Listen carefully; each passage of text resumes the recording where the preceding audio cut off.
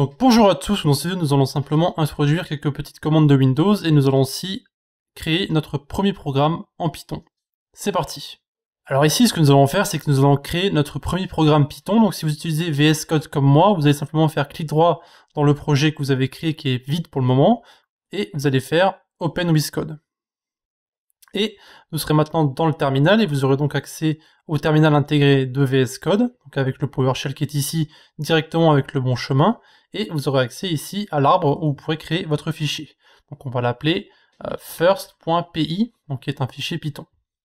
Ici ce qu'on va faire, c'est qu'il nous demande d'installer l'extension de Python. Donc ce qu'on va faire, c'est qu'on va l'installer, de toute façon on n'est pas à ça près, hein. Donc on installe l'installation de Python, voilà. Et pendant que ça se fait, on va marquer notre premier programme, donc on va marquer print, et à l'intérieur de print, on va marquer notre message. Donc on va mettre salut, tout simplement. Voilà. Donc ça, ce sera notre premier code Python. Et donc on va simplement attendre ici que l'installation se termine. Mais si vous n'avez pas envie d'attendre, vous pouvez simplement taper Python. Puis ensuite, vous mettez le nom de votre fichier. Donc d'abord, vous tapez first. Et ensuite, vous appuyez sur Tab. Et vous allez voir que ça va auto-compléter en fait votre fichier. Et vous appuyez ensuite sur Entrée. Et vous pouvez voir que ici, ce qu'on a tapé ici, ça renvoie bien le salut que nous avions marqué ici tout en haut.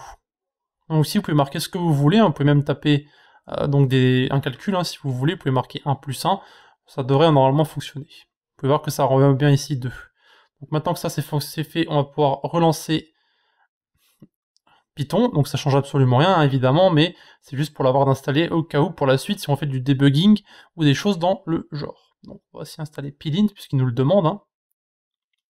Voilà, donc vous pouvez voir que ça le fait automatiquement, donc vous pouvez voir que VS Code nous fait quand même faire beaucoup de choses. Donc c'est tout ce qui est linting, donc ça c'est plus de la vérification de syntaxe, etc. Donc si vous utilisez Atom ou quelque chose dans le genre, vous n'avez pas besoin de faire ça, hein. C'est très optionnel. Voilà.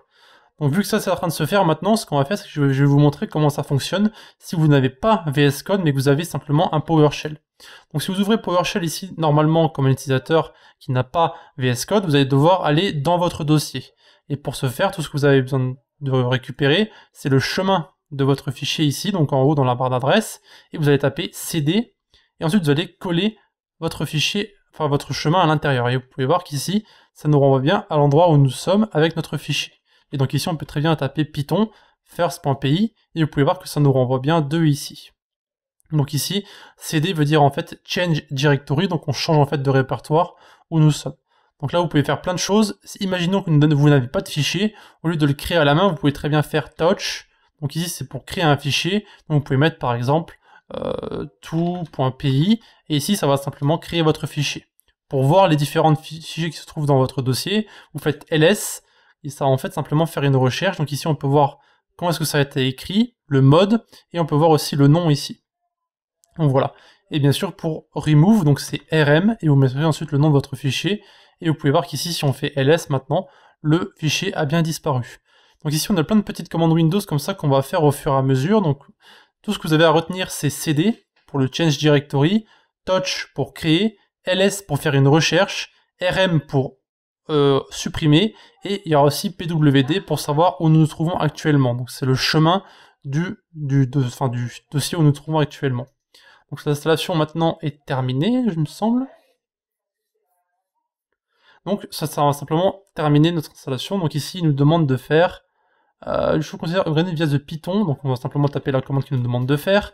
Donc python-m pip install upgrade pip. Donc là, il nous demande simplement, ah j'ai mis pip, what? Voilà, donc ici, il nous demande simplement de faire une mise à jour de pip, hein, donc c'est rien d'incroyable, vous pouvez le faire. Et je vous conseille d'ailleurs de le faire, hein, comme ça n'y aura pas d'erreur dans le futur. Bon, en tout cas c'est tout pour notre petite présentation de Python et des différentes commandes de Windows, donc désolé pour les bruits de fond évidemment, les gens qui crient, et donc si vous avez des questions à poser, vous avez les commentaires de YouTube, vous avez le Discord de la communauté, ou bien encore, vous avez les forums de notre site. De plus, n'hésitez pas à visiter nos différents réseaux, donc eux aussi dans la description, Discord, notre blog, Facebook, Twitter, Google+, etc.